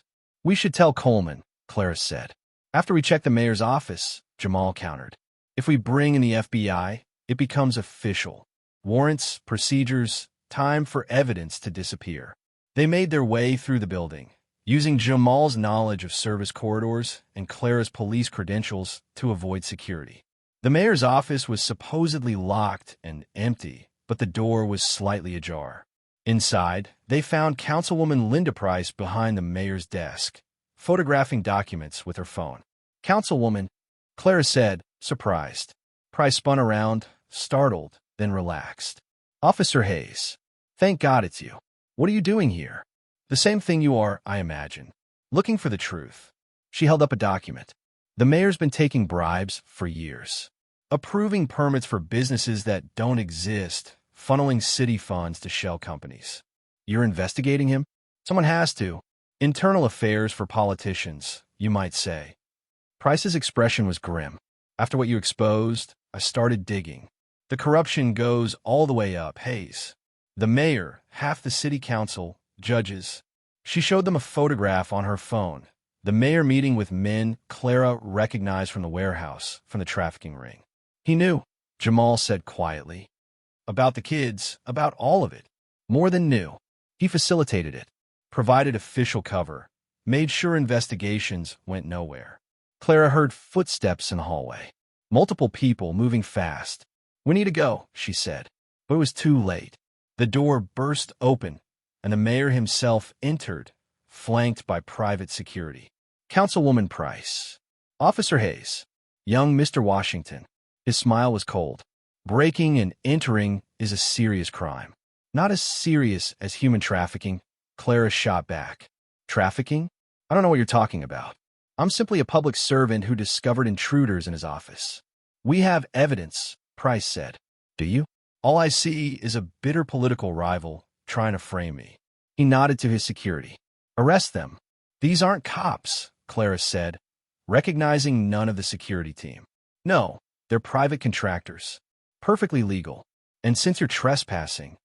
Jamal had been quiet, but now he held up his phone. Smile, Mr. Mayor. You're live on social media. The mayor's face went pale. Jamal had been streaming the entire conversation. You little. 20,000 viewers and climbing, Jamal continued, including several federal agents and journalists. Want to keep talking about how you don't know anything about trafficking? The mayor's security team exchanged uncertain looks. They were mercenaries, not idiots. They knew when a situation had gone sideways. This proves nothing, the mayor said, but his voice lacked conviction. Maybe not, but this does. Price held up a hard drive. Your personal files, Mayor. Every dirty deal, every bribe, every child you helped disappear. I copied it all. The mayor lunged for her, but Clara intercepted him, using a restraint hold Tommy had taught her years ago. You're under arrest, she said, for assault, conspiracy, and whatever else we find on that drive. Real police arrived within minutes, summoned by Coleman who'd been watching Jamal stream. The mayor was led away in handcuffs, his political career destroyed in real time as the video went viral. Back at the gala, which had descended into chaos as news spread, the commissioner took the stage. Ladies and gentlemen, what you've witnessed tonight is exactly why we needed people like Officer Hayes and Mr. Washington. The corruption was deeper than we imagined, reaching the highest levels of city government. But it's been exposed, and it will be prosecuted. He looked directly at Clara and Jamal. These two represent the best of what our city can be. Courage in the face of power, integrity in the face of corruption. Later, as the gala wound down and arrests continued across the city, Clara found Jamal on the ballroom's balcony, looking out at the city lights. You okay? She asked. Thinking about my mom. She started all this, you know. Her investigation into the clinic led to the discovery of the trafficking, which led to Morrison, which led to the mayor. She never got to see it finished. She would be proud. Yeah. He was quiet for a moment. That man, the scarred one. He lost his daughter. Morrison lost his freedom. Preston lost his soul. Everyone in this thing lost something. You lost your mother. But I gained something too. He looked at her. A partner. A friend. Maybe even a future. Clara put her hand on his good shoulder. The commissioner wasn't kidding about that youth program. You can make a real difference. Like you did. Like we did. Together. As they stood there, phones across the ballroom began buzzing. Coleman's voice carried from inside. We found them. The missing children, all of them. They were being held in an abandoned hospital on the east side. Clara and Jamal ran back inside. On Coleman's tablet, they could see live footage of FBI agents leading dozens of children out of the building, alive and safe. 47 children, Coleman said, tears in her eyes. Your brother's notes let us write to them, Clara. Even in death, he saved them. Clara felt her own eyes burning. Tommy's sacrifice hadn't been in vain. There's more, Coleman continued. With the mayor's files and Morrison's testimony, he flipped an hour ago. We have enough to dismantle the entire network. National and international. The commissioner approached them. Hayes, Washington, I know you've been through hell, but I need to ask. Will you help us rebuild? Create a new task force, one dedicated to preventing this from ever happening again. Clara looked at Jamal, who nodded despite his exhaustion. Yes, she said, but we do it right this time.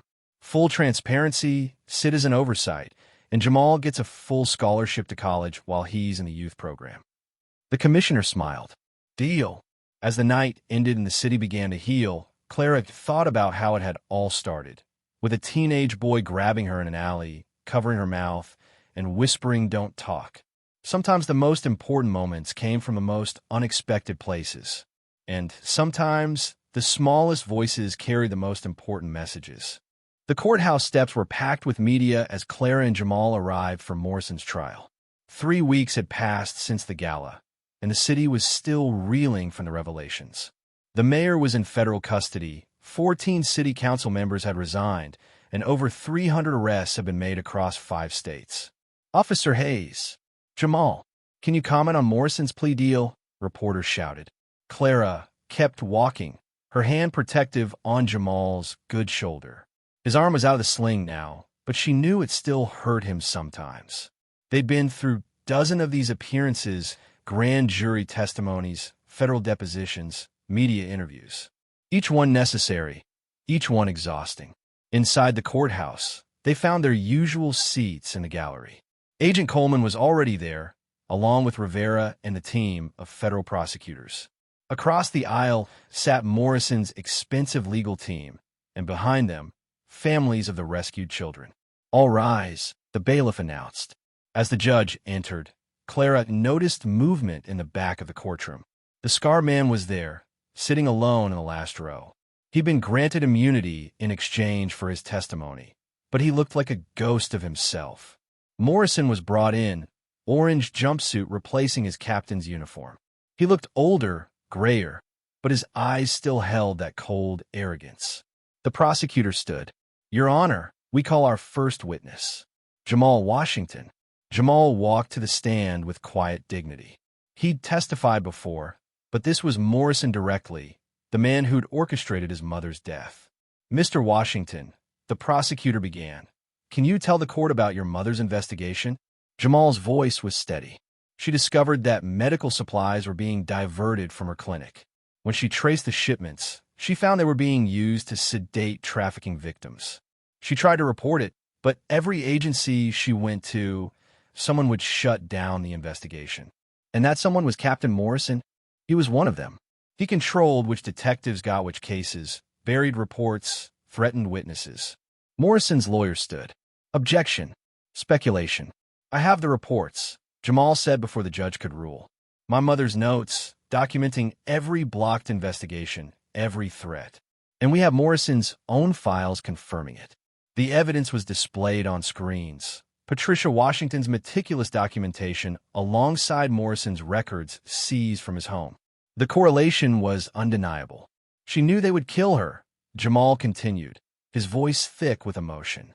She told me if anything happened, to find someone who would listen, someone who couldn't be bought.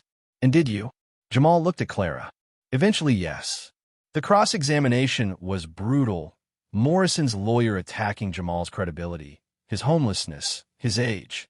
But Jamal remained calm, answering each question with the same quiet strength his mother had shown. During a recess, Clara found the scarred man in the hallway. Victor Kozlov, he said, introducing himself properly for the first time. Former Spetsnaz, before you ask. Why are you here? To see it end. And to give you this. He handed her a flash drive. Morrison had partners overseas. Arms dealers, human traffickers, terrorists. That contains everything I gathered during my time with them. Why trust me with this? Because you saved those children. My daughter, she would have been their age. His voice cracked slightly. Make it count. When court resumed, Clara was called to testify. She recounted that night in the alley, Jamal's warning, the discovery of the conspiracy. But when Morrison's lawyer stood for cross-examination, he had a different strategy. Officer Hayes, isn't it true that you've been romantically involved with Mr. Washington? The courtroom erupted. Clara felt her face burn with anger. He's 17 years old. I'm his mentor, nothing more. But you've spent considerable time together. Moved him into an apartment. Paid for his expenses. Through official channels and charitable organizations. Everything documented and appropriate. Still, some might say your judgment has been compromised by emotional attachment. Clara stood straighter. My judgment led to saving 47 children from slavery. My judgment exposed corruption that reached the mayor's office. If that's compromised judgment, then I'll take it over the alternative. But Morrison's lawyer wasn't done. He produced photos, Clara and Jamal at various locations over the past weeks. Nothing inappropriate, but taken out of context, they could be misconstrued. Your Honor, the prosecutor objected. This is character assassination. The judge agreed, but the damage was done. Some media outlets were already spinning the story, trying to discredit their testimony by implying something inappropriate. That evening, Clara found Jamal on the roof of his new apartment building, looking out at the city. I should move out, he said without preamble. Stay with Diane Foster, maybe. The case is too important to let them twist it. No, Clara's voice was firm. That's what they want. To isolate us, make us doubt ourselves. But if it hurts the case, the evidence hurts the case. Our testimony hurts the case. That's why they're attacking us personally. She stood beside him. Your mother faced the same thing. They called her paranoid, unstable, said she was having affairs with suspects. Anything to discredit her. How do you know that? Victor gave me more files. Your mother wasn't their first target, just their most thorough. Jamal was quiet for a moment. Emise here. I know. Your brother would be proud of you, Jamal said suddenly. Tommy, right? You try to do what we're doing. Save those kids. Clara felt tears threaten. He was just 22, younger than me when he went undercover. I thought he was being reckless, told him to be careful, to follow procedure. He was careful. He documented everything. Yeah, but he was also alone. No backup. No one who knew what he was really doing except Morrison. Clara's voice hardened. Morrison sent him to die. The next day brought a shocking development. Morrison's lawyer announced his client wanted to make a statement. Against advice of counsel, Morrison took the stand. I want to address Officer Hayes directly, he said. Clara met his gaze steadily. Your brother was a good cop. Too good. He found things he shouldn't have, pushed where he shouldn't have pushed. I gave him chances to walk away. You mean you threatened him? I offered him opportunities. Join us. Get rich. Live well. He refused. Morrison's expression was almost respectful. He said he had a sister to make proud. Said he'd rather die honest than live corrupt. Clara's hands clenched in her lap. So you gave him what he wanted? Morrison continued. An honest death. Fighting criminals, trying to save kids. Heroic, really. The gang shooting story was a kindness to you. A kindness? Clara stood, rage flooding through her. You murdered him. I gave the order. But you want to know who pulled the trigger? Morrison smiled coldly. Preston, your masked friend. He volunteered, said it would help him maintain his cover as a crusader against corruption. The revelation hit like a physical blow. Preston, who'd claimed to be fighting the system, had been part of it all along until his very recent break. He played you all, Morrison continued. The bombs at City Hall? My idea, but Preston refined it. Make himself the villain to expose the conspiracy, knowing he'd get a deal for cooperation. Brilliant, really. The courtroom was in chaos. Preston, who was being held in protective custody, would now face murder charges. The carefully constructed prosecution case was suddenly more complex. But Coleman had been prepared. She presented new evidence from Victor's files, recordings of Morrison giving orders, including the one to kill Tommy Hayes. The defense tried to claim they were inadmissible, but the judge allowed them. As the day wore on, more truth emerged. Morrison had been recruited by international crime syndicates 20 years ago. He'd risen through police ranks specifically to provide cover for their operations. The child trafficking was just one piece. Drugs, weapons, even stolen military technology had flowed through his network. You ask why? Morrison said near the end of his testimony. Look at this city. Look at any city. Crime is eternal. You can't stop it. You can only choose whether to profit from it or be crushed by it. There's a third choice, Jamal said from the gallery, his voice carrying. Fight it. Morrison laughed. Fight it? Boy, your mother fought. Where is she now? Her work is here, Jamal stood. Her evidence convicted you. Her courage inspired others. She's more alive in this courtroom than you'll ever be. The judge called for order, but Morrison had one more card to play. Check the basement of St. Catherine's Hospital, he said. The closed wing. You'll find your answers there, Hayes. St. Catherine's Hospital had been closed for 5 years, another casualty of budget cuts. Clara, Jamal, Coleman, and a full FBI tactical team entered through the main entrance, their flashlights cutting through the darkness. "What are we looking for?" Coleman asked. "Morrison likes games," Clara said. "This is either a trap or the final piece of evidence." They descended to the basement, finding the closed wing Morrison had mentioned. Behind a locked door marked Records, they found something none of them expected. The room was set up as a command center. Maps on the walls, computers still humming with power, and in the center, a woman sitting at a desk. "Patricia Washington," Clara breathed. Jamal froze. The woman turned, and it was her, older, thinner, scarred, but unmistakably Patricia Washington. "Mom!" Jamal's voice broke. "Hello, baby," she said, tears streaming down her face. The reunion was interrupted by Coleman's team securing the room, checking for threats, but there were none. Just a woman who'd been presumed dead for 3 years. As Jamal embraced his mother, sobbing, Patricia explained, "Morrison didn't kill me. He kept me here, forced me to work on his books, manage his international contacts. Said if I tried to escape or contact anyone, he'd kill Jamal." But the body they found, a homeless woman who died of natural causes. Morrison's people altered the records. Patricia held Jamal tighter. "I watched you on the news, baby. Watched you grow up through security cameras Morrison showed me. Watched you become the man I always knew you could be." Clara felt rage and joy warring in her chest. Morrison had put them through hell, let Jamal believe his mother was dead. All for what? Control? "There's more," Patricia said, composing herself. "I've been documenting everything. 3 years of Morrison's operations, recorded, filed, backed up. Every contact, every transaction, every murder." She led them to a wall of filing cabinets, each meticulously organized. "This is enough to prosecute hundreds of people," Coleman said, scanning the files. "Maybe thousands internationally." "That was the plan," Patricia said. Morrison was paranoid. He wanted records of everything in case his partners betrayed him. He just didn't expect me to make copies. She handed Clara a specific file. "This is about Tommy." Clara opened it with trembling hands. Inside were photos of her brother during his undercover work, reports he'd filed, and at the bottom, a letter in his handwriting. "If you're reading this, Clara, then Morrison kept his word to deliver it after my death. I know what I'm doing is dangerous, but these kids need someone to fight for them. You taught me that with your integrity, your courage. I love you, sis. Make them pay." Clara broke down, clutching the letter. Jamal, still holding his mother, reached out to touch Clara's shoulder. "We did it," he said softly.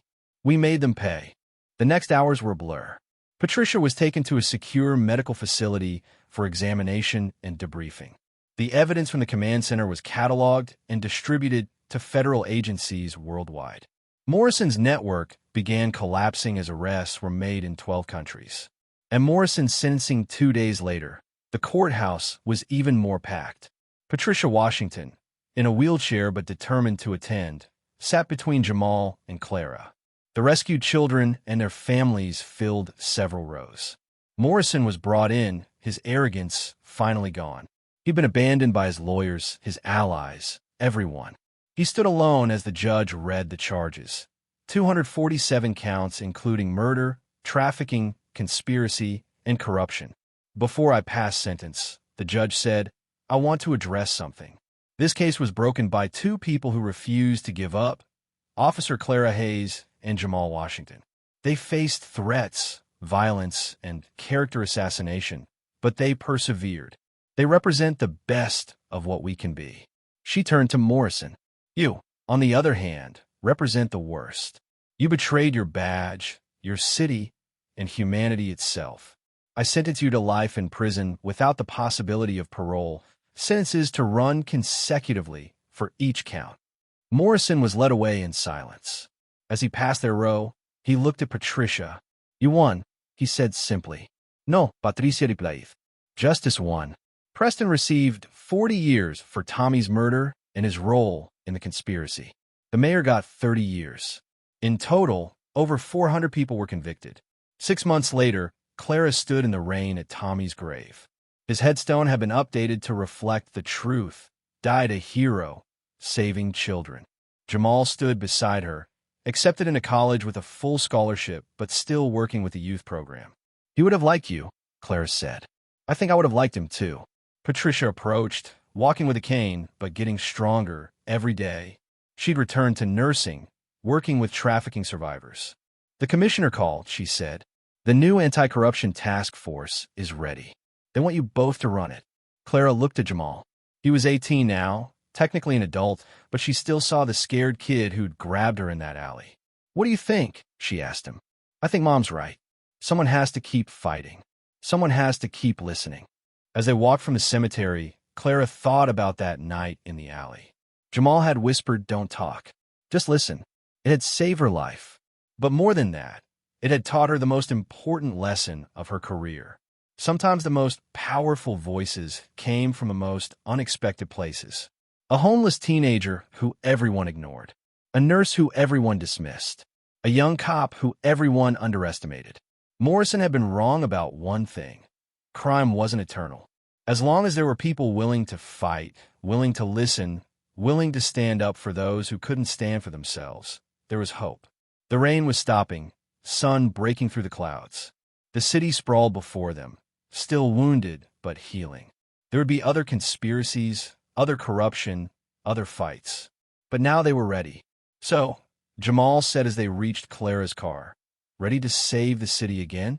Clara smiled, thinking of Tommy, of Patricia's courage, of all the children they'd saved. "With you? Always." They drove into the city, partners in every sense that mattered.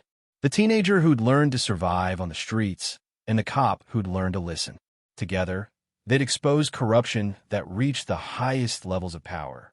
Together, they'd saved dozens of children. Together, they'd honored the memories of those who'd fallen. And together, they'd continue the fight. Because someone had to listen. Someone had to care. Someone had to stand between the innocent and those who would exploit them. In a city full of noise, sometimes the most important thing was knowing when to be quiet and listen. Jamal had taught her that in an alley, with 3 simple words that changed everything. Don't talk. Sometimes that was all it took to hear the truth. What would you have done in that alley? Stayed silent to protect yourself? Or risked everything to save a stranger who might not even believe you? If this story of courage against corruption moved you, hit that like button and subscribe for more powerful stories that remind us that heroes come from the most unexpected places.